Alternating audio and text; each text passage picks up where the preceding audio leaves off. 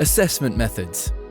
Assessments are a normal part of any education program, and in the fitness profession, they're necessary to demonstrate that your knowledge and skills are sufficient to practice as an exercise professional. While the assessment methods do vary slightly from one course to the next, they're generally more similar than dissimilar.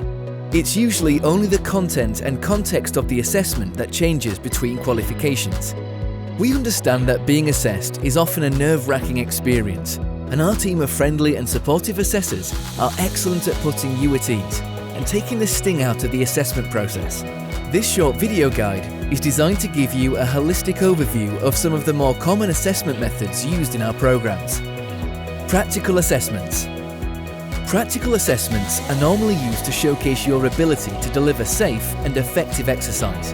Whether you're teaching a gym-based program like personal training, or a studio-based program like exercise to music, yoga, or Pilates, you'll usually be required to deliver a practical training session to a client or group. With more specialist programs like sports massage, you'll need to deliver a specific massage treatment. Practical assessments usually take place towards the end of our training courses and are observed directly by one of our assessors. On average, they last around an hour or so. If you're completing one of our virtual or on-demand courses, you'll normally need to record yourself delivering a practical session to camera and submit this to us for grading. However, we do always have options for you to attend one of our regional training venues for assessment if you're camera shy. Multiple choice theory assessments. Some of our qualifications do include multiple choice theory assessments to measure your level of knowledge and understanding of key subject areas, like anatomy, physiology, and nutrition, for example.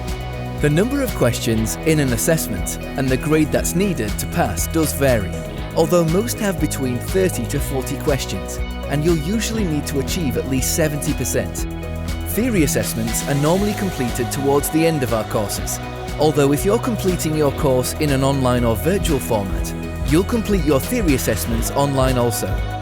We use a secure proctoring service to invigilate online theory assessments to ensure that there's no malpractice. A key benefit of our online assessments is that you get your results instantly. Session plans and case studies. Planning is a key part of any exercise and fitness instructor's role, and we typically assess your ability to plan and program exercise using session plans and case studies.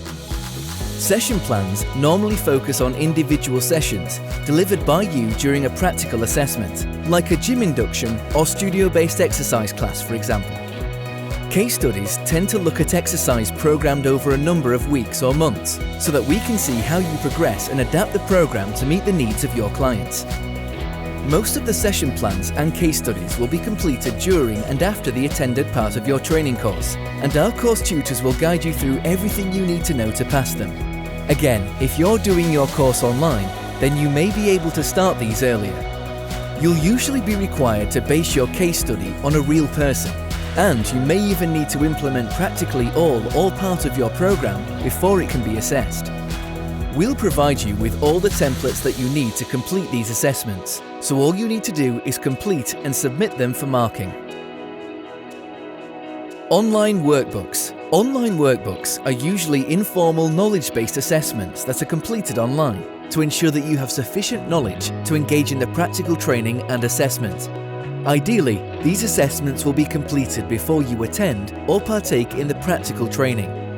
Workbooks usually include a variety of interactive questions, including multiple choice, drag and drop, order and sequence style questions relating to specific situations and circumstances within your role as an exercise professional.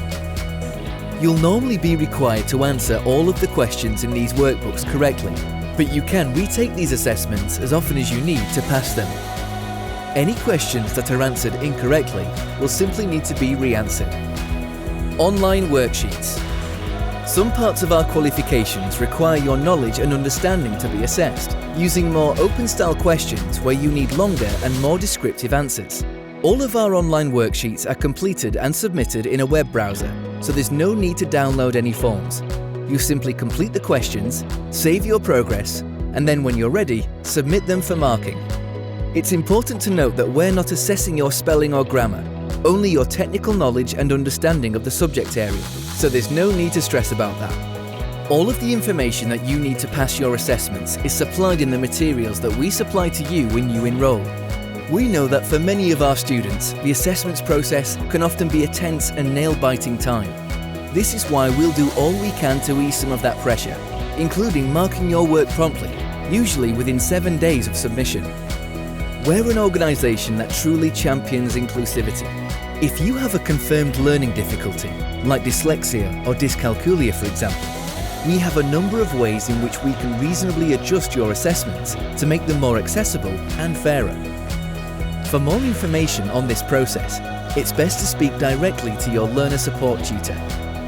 Finally, we believe that what you get from your training is not nearly as important as who and what you become, which is why our range of assessments are designed to stretch you to become more.